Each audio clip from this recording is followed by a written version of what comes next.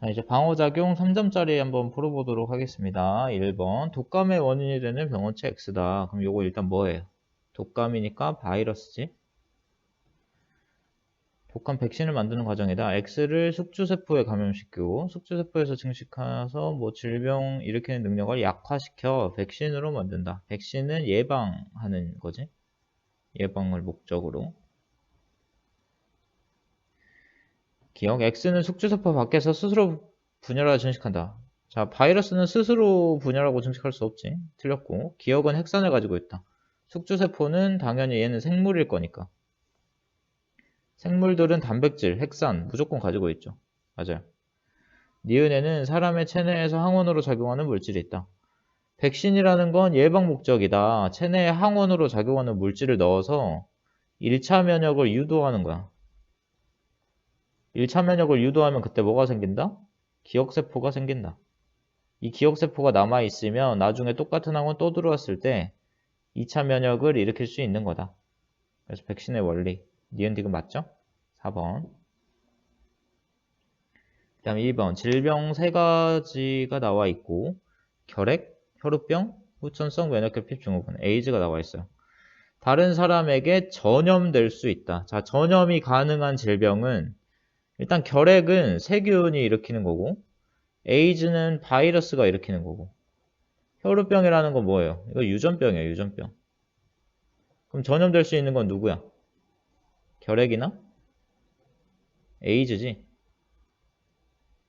유전병, 혈우병은 전염되는 건 아니니까. B와 C는 모두 바이러스에 의한 질병이 아니다. 바이러스의 질병 아닌 거 결핵이나 혈우병이죠. 그럼 공통되는 요 C가 뭐예요? 양쪽에서 공통되는 거 결핵. C가 결핵이면 A는 에이즈, B는 혈우병 이렇게 되겠죠? 근데 옆에 손 씻기나 기침 예절 이런 건 다 뭐를 예방하는 거야? 감염성 질병 예방하는 거지.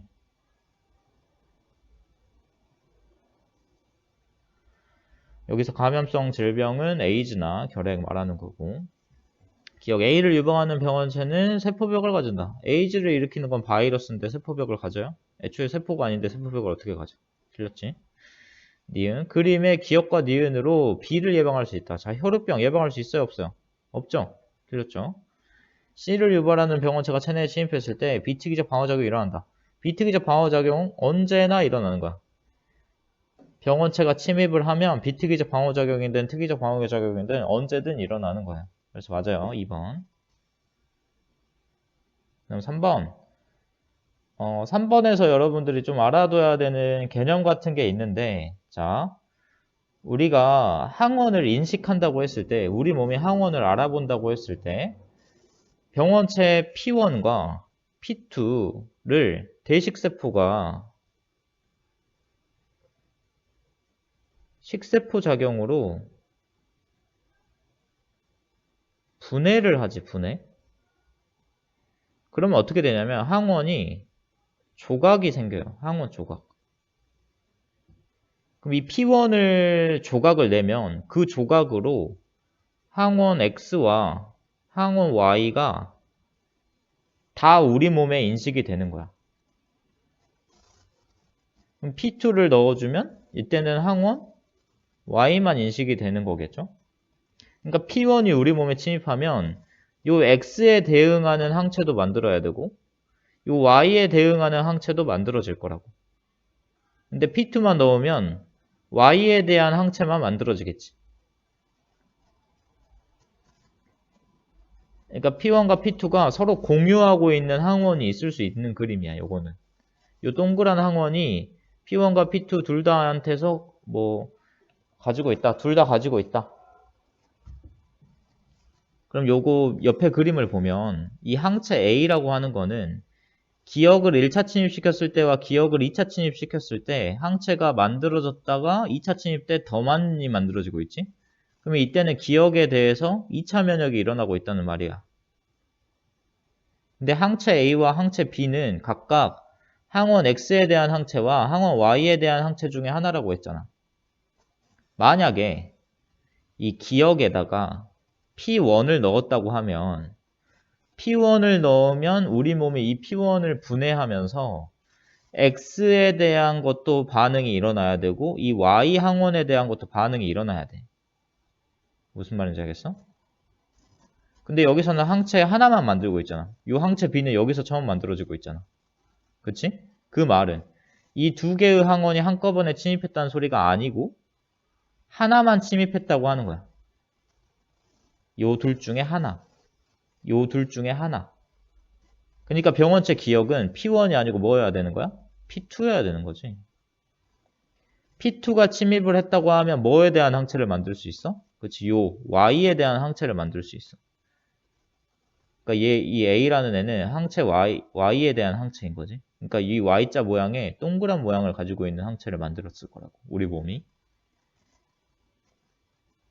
근데 니은을 넣어버리면 니은은 이제 기억이 P2였기 때문에 니은은 P1이겠지?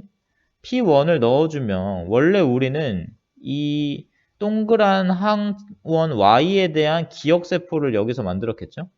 Y에 대한 기억세포. 근데 X에 대한 기억세포는 있어요, 없어요? 없지. X는 언제 처음 들어와? 여기서 처음 들어오는 거야. 이 X는 1차 침입인 거지. 여기서. 요 Y에 대한 건 2차 침입이 되는 거고. 그러니까 Y에 대한 항체는 급격하게 올라가는 2차 면역이 나타나는 거고, X에 대한 항체는 1차 면역으로 이 잠복기도 있으면서 조금의 양을 분비하는 거예요. 무슨 상황인지 이해됐어? 그러니까 여기서 알아야 될 거는 항원들이 공유하고 있는, 그러니까 병원체들이 공유하고 있는 항원이 있을 수 있다. 그래서 항원, 여기 그림에서는 Y를 공유하고 있는 거지. 그럼 어떤 게 항원 Y여야 되냐? 어떤 게 항원 Y에 대한 항체고 어떤 게 항원 X에 대한 항체냐? 그거를 밝힐 수 있어야 되는 문제예요. 니은은 P1 맞죠? 구간 1에서 항원 Y에 대한 기억세포가 존재한다. 항원 Y에 대한 기억세포가 있으니까 항원 Y에 대한 항체 반응이 2차 면역으로 나타나고 있는 거 맞죠? 항체 A와 항체 B는 서로 다른 형질세포에서 형성된다. 이 항체라고 하는 건 항체 A는 Y에 대한 모양을 가지고 있고 이 동그란 모양, 이 X 항체 B는 X에 대한 이 모양을 가지고 있잖아. 이렇게. 그러니까 이렇게 서로 다른 모양을 갖는다는 건 서로 다른 형질세포에서 만들어졌다는 게 맞아요. 형질세포 하나는 각각 특징적인 항체만 만들어낼 수 있어. 각각 다 다른. 그 다음 4번. 비림프구, 세포독성 트림프구, 보조 트림프구 중에 하나다. 형질세포로 분화하는 요 니은이 비림프구. 감염된 세포를 죽이고 있는 거죠. 얘가 세포독성 T. 그 다음 항원 A를 먹은 대식세포로부터 활성화되고 있는 애가 보조 T. 이렇게 되겠지. 간은 비특이적 방어작용이다. 자, 세포성 면역 담당하는 세포독성 T림프구. 특이적 방어작용이죠. 틀렸고. 기억디귿중 골수에서 성숙하는 건 누구예요? B림프구지. 그러니까 니은이죠. 디귿이 아니고. 틀렸고. 다에서 식세포작용, 식균작용 맞죠? 그 다음 5번. 자, 기억은 세균을 먹고 있으니까 대식세포. 니은은 대식세포로부터 활성화되고 있으니까 보조 T라고 할 수 있겠지? 그 보조 T가 B림프구를 활성화시키면 이 B림프구는 형질세포나 기억세포로 분화한다. 이 그림은 몇 번을 봤던 그림이고, 정상쥐, 세포 기억이 결핍된 쥐, 세포 니은이 결핍된 쥐. 기억은 대식세포, 니은은 보조 T. 그럼 이들이 각각 어떤 반응이 일어날까를 생각해보면 요 세균 X의 수가 이걸 딱 봤을 때 뭔가가 정상적인 애는 누구야? 세균 X를 완전히 제거할 수 있는 이 C가 당연히 정상쥐겠지. 그럼 A와 B 둘 중에 누가 대식세포가 결핍된 G라는 거를 알아야 되는데 일단은 대식세포가 먼저 작용해요? 보조 T가 먼저 작용해요? 대식세포가 더 먼저 작용하지. 그러니까 대식세포가 없어진 게 더 큰일이야? 보조 T가 없어진 게 더 큰일이야? 대식세포가 없어진 게 더 큰일이야. 대식세포가 없어지면 비특이적 방어작용도 일어나지 않으면서 초기 대응도 실패하고 있는 거야. 지금 이렇게 급격하게 증가하는 거. 근데 얘는 이 B라는 애는 초기에는 정상과 비슷한 속도로 세균 X를 막아내고 있잖아. 이거는 대식세포가 비특이적 방어작용으로 막아내고 있기 때문이고, 일정 시점 이후부터는 근데 대응이 안 되고 조금씩 숫자가 늘어나지. 이거는 특이적 방어작용이 일어나지 않기 때문이죠. 그러니까 A가 대식세포가 결핍된 G고, 이게 보조 T가 결핍된 G예요. 이게 이해가 되니? 대식세포가 없으면 요 초기 대응 자체가 안 되는 거야. 비특이적 방어작용이 안 일어나면서. 그래서 A는 니은이 결핍된 G다. 일단 기억이 결핍된 G니까 틀렸죠? 구간 1에서 X에 대한 식세포 작용은 B와 C에서 모두 일어난다. B와 C는 정상인 애와 보조 T가 없는 애니까 대식세포는 있어요, 없어요?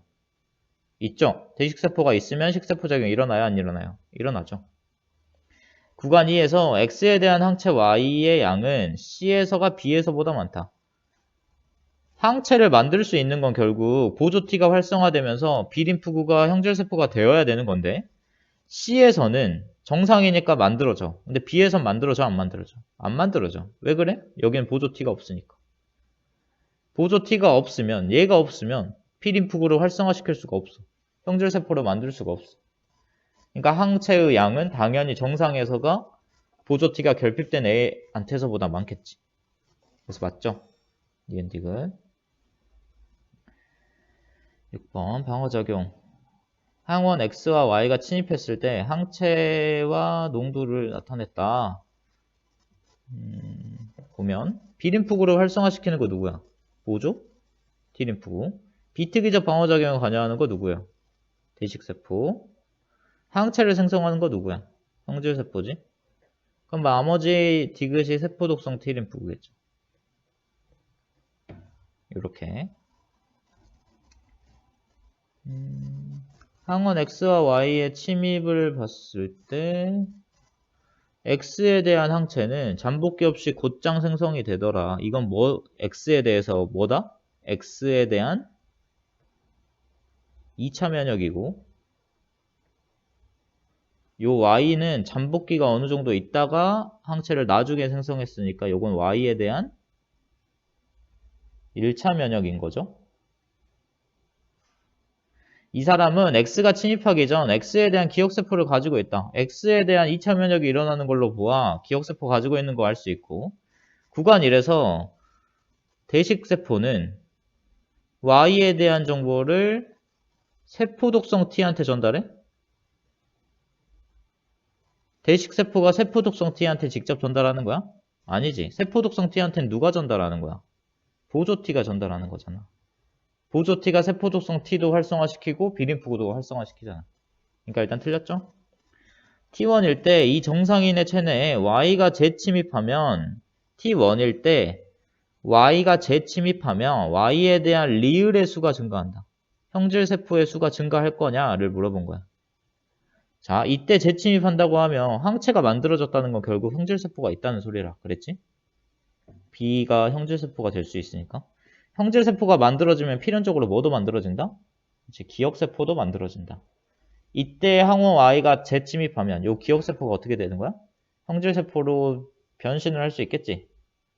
변신하면 형질세포의 수 증가하는 거 맞죠? 네, 3번.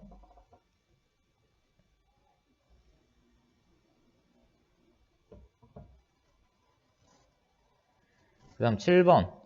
HIV가 나와 있네요. HIV. 그냥 문제부터 보면 구간 A에서 HIV 송함수는 HIV 항체가 관여한다. 자, 이 구간 A 동안 HIV가 급격하게 감소하더라. 근데 항체는 어떻게 된다? 농도는 올라가고 있지. 그 말은 이렇게 감소하는데 이 항체도 당연히 역할을 하고 있을 거다. 기억이 맞는 말이고. 나 과정은 T2에서가 T1에서보다 활발하다. 자, 이 나라는 과정은 형질세포로 분화해서 항체를 분비하고 있는 체액성 면역이잖아. T2에서가 T1에서보다 활발히 일어난다. T2에서 항체의 농도와 T1에서 항체의 농도를 비교해보면 어디가 높아요? T1이 높지. 그 말은 체액성 면역이 어디서 활발하다? T1에서 활발하다. 그러니까 틀렸죠? T1에서 T2로 진행될수록 감염성 질병의 발병 확률이 높아진다. 보조 트림프구가 완전히 없어져 버렸어. 지금 이렇게 T2로 갈수록. 그럼 당연히 감염성 질병의 발병 확률이 높아지는 거 맞죠?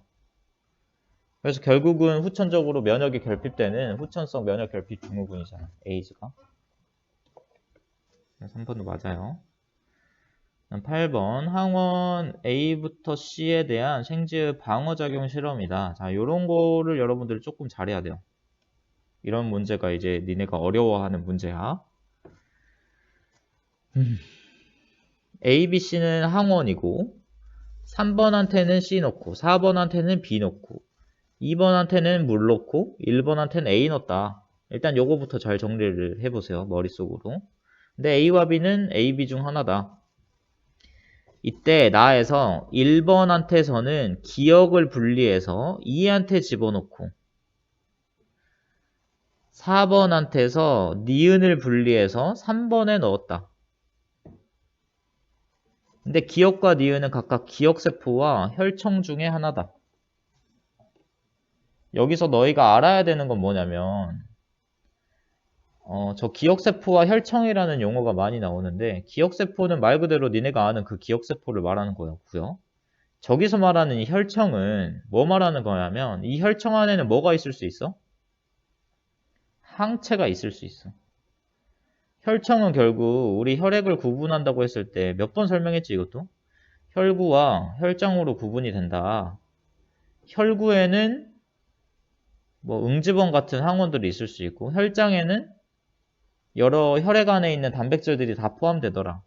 그래서 여기 포함될 수 있는 대표적인 예가 이제 우리가 면역 배우고 있으니까 이때 항체가 여기 있는 거죠. 근데 혈청과 혈장은 되게 비슷한 거라 그랬지? 혈장에서 응고단백질을 뺀 게 이제 혈청이라고 했잖아. 그러니까 여기서 말하는 혈청을 뭐라고도 생각해도 되냐면 그냥 항체라고 생각하면 돼요. 혈청을 분리해서 넣었다? 항체를 분리해서 넣은 거야. 무슨 말인지 알겠지? 봐봐. 그러면 이 생쥐 2번은 정리를 해보면 물을 처음에 집어넣었지? 생리식염수. 그 다음 뭐 넣었어? A에 대한 기억을 넣었어요. A에 대한 기억. 1번한테 A를 넣었고 1번한테서 기억을 분리해서 2번한테 넣었잖아. 그러니까 처음에 넣어준 생리식염수와 A에 대한 기억을 주사받은 생쥐야, 얘는. 그 다음에 이 생쥐 3번은 일단 C라는 항원을 넣었고 4에서 니은을 분리해서 3한테 넣었어. 근데 4한테는 B를 넣었거든. 여기에다가 B에 대한 니은을 주사받은 애예요. 맞지?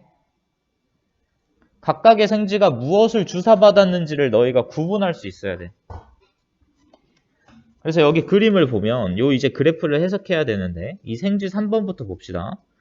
C를 주사했을 때는 이미 얘가 C를 주사받은 경험이 있기 때문에 C에 대한 기억세포가 있음으로 해서 2차 면역 반응이 일어나고 있는 거 보이지?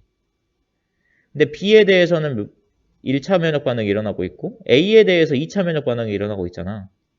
A에 대해서 2차 면역 반응이 일어났다는 건 얘가 애초에 뭘 가지고 있었다? A에 대한 기억세포를 가지고 있었다. 얘가 A에 대한 기억세포를 가지고 있으려면 얘는 요거가 A고 요게 기억세포 이러면 되겠지. 지가 A를 직접 경험한 적은 없지만 이미 바깥에서 A에 대한 기억세포를 주입해줬으면 A에 대한 2차 면역 반응이 나타날 수 있는 거야. 오케이? 근데 A와 B는 A, B 중 하나라고 했는데 B가 A니까 얘가 뭐예요? B지. 자, 기억과 니은은 둘 다 기억세포와 혈청 중에 하나라고 했는데 니은이 기억세포니까 얘는 뭐야? 혈청이야, 혈청. 이 안에는 뭐가 있어? 항체가 있다고. 그래서 니네 이 깨알 같은 그림을 보면 B를 주사했을 때 B에 대한 항체가 이렇게 실선으로 그려져 있잖아? 맞지? 이 실선이 어디도 있어요? 여기도 있지? 이 초반에, 여기. 초반에 얘가 B에 대한 항체를 가지고 있는 이유는 외부에서 이렇게 주사해줬기 때문이에요. 그러니까 여기서 주사해준 항체가 초반에 있다가 점점 사라지고 있는 거야. 그래서 이런 그래프가 그려진 거예요. 뭔 말인지 알겠어? 그럼 실제로 항체는 몸에 계속 남아있는 게 아니고 사라지는 거니까 뭐 2차 면역 반응을 유도하거나 그럴 수 있는 물질이 아니잖아? 그러니까 A, B, C 셋 다 1차 면역 반응을 일으키고 있는 거야. 요거 이해되냐? 이런 게 되게 중요해요. 많이 나오는 유형이야. 너희가 어려워하는 유형들. 근데 여기 위에 나와 있는 요 내용들을 잘 정리만 하면 그렇게 어렵지 않거든? 그러니까 요것도 잘 공부해 보세요. 기억에는 B에 대한 항체가 존재한다. B에 대한 항체 맞죠? 기억에는 B에 대한 항체 맞죠? 나의 4에서 A에 대한 1차 면역 반응이 일어난다. 나의 4에서 4번한테는 B를 주사했는데 B한테는 뭘 넣어준 거야? B가 뭐였어? A였지? 그럼 A에 대한 1차 면역 반응이 맞죠? T1일 때 C에 대한 기억세포의 수는 3에서가 2에서보다 많다. T1일 때 C에 대한 기억세포의 수는 3번한테는 기억세포가 있어요? 없어요? 기억세포 C가? 있지? 근데 2번한테는 기억세포 C가 있어? 없어? 없잖아. 여기 1차 면역 반응 나타나고 있으니까. 그러니까 이것도 맞죠? 기억니은티가 5번. 그 다음 9번. 혈액형 판정이 나왔네요. 혈액형이 모두 다른 가부터 라 4명이 있다. 4명이 다 다르려면 A, B, AB, O 이렇게 되겠지? 적혈구와 혈장을 각각 섞었을 때, 자, 적혈구에는 뭐가 있는 거야? 응집원이 있는 거고, 혈장에는 뭐가 있는 거야? 아까 말했다시피 항체가 있는 거야, 항체. 응집원, 응집소 개념에서 항체는 응집소를 말하는 거지. 그래서 응집원과 응집소를 각각 분리해서 따로 섞은 거야, 이 내용은. 가의 혈액형 판정 결과를 응집원, 응집소 모형으로 나타냈다. 기억과 니은은 모두 응집소다. 항의 혈청에는 뭐가 들어있어요? 알파가 들어있지. 항비 혈청에 뭐 들어있어? 베타가 들어있어. 맞아? 봐봐. 지금 이 그림상에 응집소는 뭐밖에 없어요? 기억밖에 없지. 근데 항의 혈청이랑 섞은 거니까 이 기억이 뭐야? 알파야. 근데 이 알파가 이 적혈구들과 결합을 하고 있어? 안 하고 있어? 안 하고 있지? 그럼 이 적혈구에는 응집원 뭐 있다는 소리야? B 있다는 소리야. 그러니까 이것만 봐도 이 가의 혈액형은 뭐가 되는 거야? B형이 되는 거야. 응집원 B와 응집소 알파를 가지고 있는 거야. 그러니까 실제로 여기 있는 이 알파들은, 여기 이 그림상의 알파들은 뭐 이런 것들은 항의 혈청에 들어있는 알파가 되는 거고, 또 일부의 애들은 실제 이 가가 가지고 있는 혈액 안에 있는 응집소인 거지. 가의 혈액거.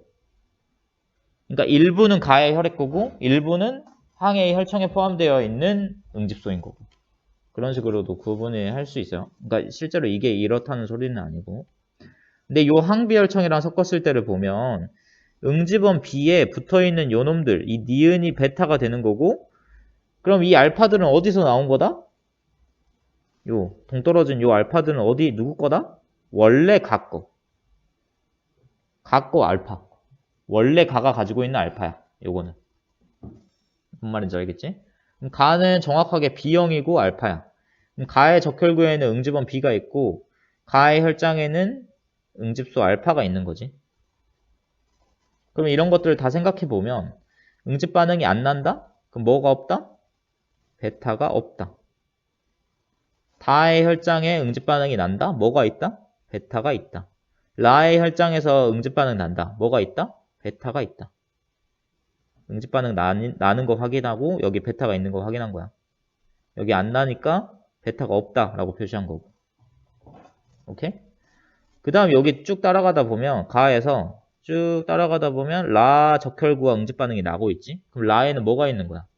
A가 있는 거야. 응집원. 그럼 라를 생각해 보면 라의 적혈구에는 응집원 A가 있고 라의 혈장에는 베타가 있어. 그럼 무슨 형이야? 라는 A와 베타를 둘 다 가져야 되니까 A형이지. 얘는 B형이고 얘는 A형이야. 그럼 나머지 뭐 남았어? A형, B형 제외하면 AB형이랑 O형 남았죠? 근데 이 다의 혈장에는 베타가 있대. AB형과 O형 중에 베타 있는 애 누구야? O형이지. 다가 O형이고 나가 AB형. 이렇게 돼요. 나는 혈장이 아예 없으니까 이것들 다 X겠죠. 근데 다는 혈장이 다 있잖아. 알파, 베타가. 그럼 요거 응집 반응 나고 O형한테는 안 나고 여기는 났을 거고. 이렇게. 알겠어요? A는 O가 아니고 X니까 틀렸죠? 나와 라의 혈액에는 모두 기억이 없다. 기억이라고 하는 거는 알파였지. 나는 무슨 형이야? AB형이야. 라는 무슨 형이야? A형이야. 다 알파 안 가지고 있는 거 맞아? 맞죠? 다의 혈액과 다는 무슨 형이야? O형이야. 항해의 혈청 알파를 섞으면 응집 반응이 일어나요? 안 일어나요? 안 일어나죠. 틀렸죠? 1번. 자, 마지막 10번. 일시 정지를 했어야 되는데 정지를 눌러가지고 강의가 끊겼네. 10번도 좀 어렵게 느낄 수 있을 것 같은데 응집소 기억은 응집소 알파 베타 중 하나고 혈청 니은은 항해 혈청 항비 혈청 중 하나다. 어찌됐건 항해 혈청이 알파고 항비 혈청이 베타기 때문에 둘 다 어찌됐건 응집소라는 거야. 그냥 용어가 약간 다르게 나와 있지만. 그래서 두 번째 힌트부터 잘 파악해야 되는데 혈액의 응집소 기억이 있는 학생의 수는 55명이고 이 혈액을 이중 혈액을 혈청 니은과 섞으면 응집되는 학생의 수가 28명이래. 그럼 만약에 예를 들어서 응집소 기억이 알파야. 이중 혈액을 혈청 니은과 섞었을 때 응집 반응이 되는 학생이라고 했으니까 이게 항 A 혈청일 수 있을까라는 생각을 해야 돼요. 일단 항 A 혈청 알파 말하는 거지. 혈액에 응집소 알파를 가지고 있는 사람은 혈액형이 B형이나 O형이겠지? 항 A 혈청에 응집 반응이 나는 학생은 뭐야? 혈액형이? A나 AB잖아. B형이나 O형이 55명인데 이 중에서 응집 반응이 나는 애는 A랑 AB야. 이게 말이 돼? 말이 안 되지. 그 말은 이게 뭐라는 소리예요? 그렇지. 항 B혈청이 돼야 된다. 베타가 돼야 된다는 소리야.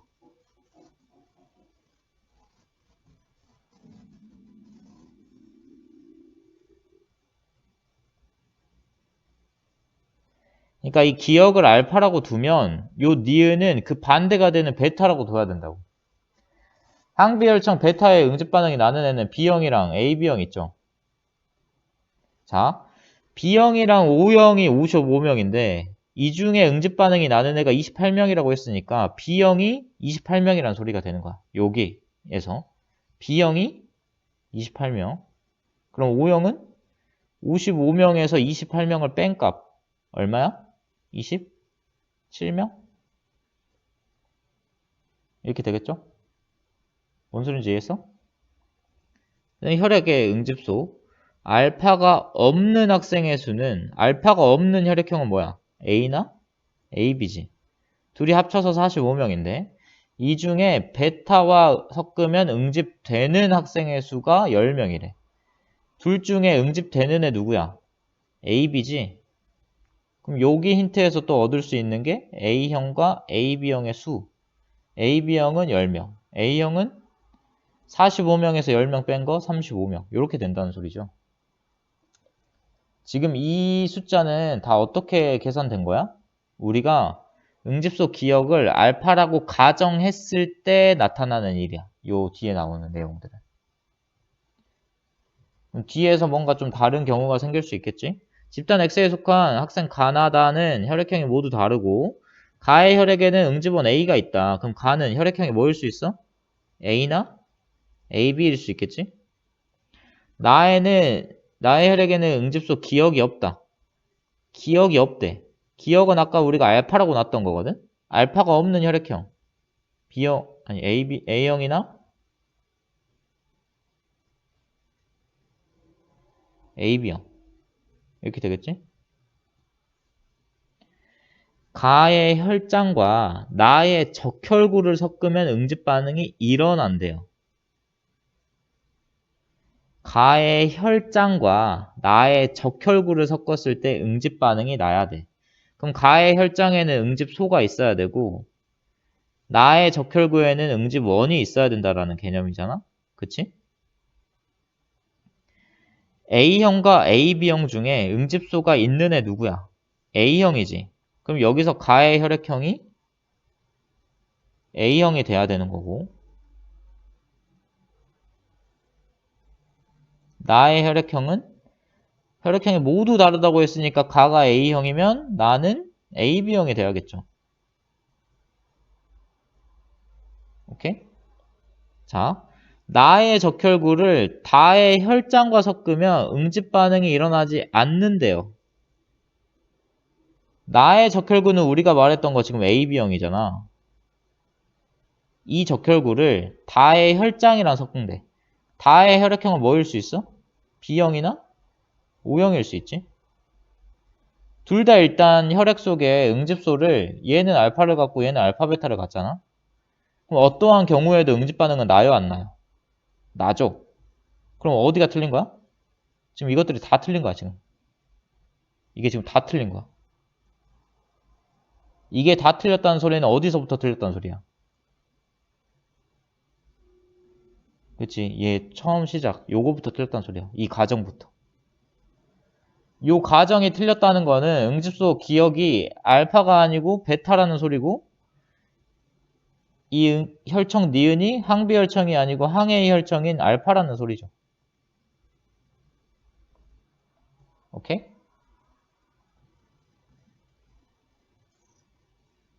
그러면 이때 이걸 처음부터 다 다시 해야 되는 게 아니고 이때는 그냥 이 A와 B만 바꿔주면 돼요. A형이 28명인 거고 B형이 35명인 거야. 이게 잘 이해가 안 되니까 진짜 해볼게요. 실제로 문제 풀 때는 그냥 이렇게 바꿔버리면 되는데 지금은 처음 배우는 거니까 베타를 가지고 있는 학생의 수는 베타를 가진 혈액형이 A형과 O형 있죠? 근데 B만 지금 A로 바뀌었지? 그 다음 이 알파의 응집 반응이 나는 사람은 A형과 AB형 있잖아? 그럼 A형과 O형을 섞었을 때 55명인데 이 중에서 응집 반응이 나는 학생 수니까 A형이 몇 명이란 소리야? 28명이란 소리야. 그래서 A형 28명 더해서 55명이니까 O형 27명.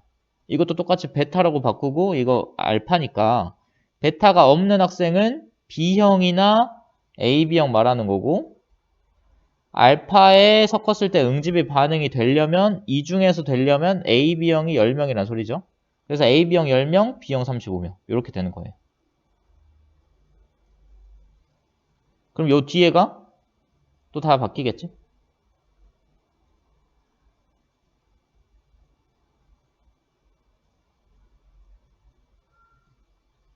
자, 가의 혈액에는 응집원 A가 있대. 이건 똑같네요. A형이나 AB형.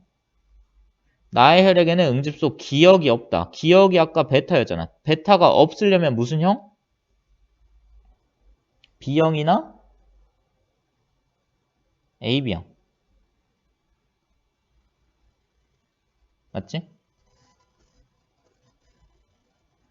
봐봐. 가의 혈장에는 응집소가 있어야 되니까 가는 무조건 무슨 형? A형이야, AB형이야? A형. 가가 A형인 건 변함이 없네요. 그럼 가를 A형이라고 두면 나는 B형이나 AB형 둘 중에 하나일 텐데 나의 적혈구를 섞었을 때 응집 반응이 나야 돼. 그럼 적혈구에는 이 A형이 가진 응집소 베타가 있어야 되니까 응집은 뭘 가지면 돼요? B를 가지면 되지? 그럼 여기서는 B형이나 또 AB형이겠네. 아직 결정이 안 되네요. 요 단계에선. 그럼 여기 넘기고. 나의 적혈구를 다의 혈장과 섞으면 응집 반응이 일어나지 않는다. 여기에서 이제 찾아야겠지? 나는 지금까지 뭐야. 나는 지금까지 정리된 바에 따르면 B형이나 AB형인 거고, 다는 얘가 B형이면 AB형일 수 있고 O형일 수 있겠지? 얘가 AB형이면 B형이고 O형일 수 있을 거야. 맞죠? 나의 적혈구를 다의 혈장과 섞었을 때 지금 이 다라는 애를 보면 응집 반응이 일어나지 않으려면 일단 나의 적혈구에는 응집원이 B는 무조건 있죠. 그렇지? 그럼 이 다는 뭘 가지면 안 돼? 베타를 가지면 안 돼.